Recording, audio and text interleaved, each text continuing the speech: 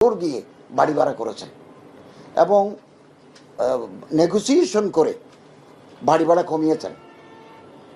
খাবার কাছে, অনতি দূরে এবং সাশ্রয়ী মূল্য, ফ্যাসিলিটিস বেশি, ভাড়াটা কম।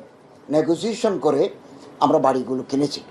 এতে কিছু টাকা আমাদের সারপ্লাস রয়ে গেছে এবং একজন হাজি কমপক্ষে 5,315 টাকা ফেরত পাবেন, কমপক্ষে।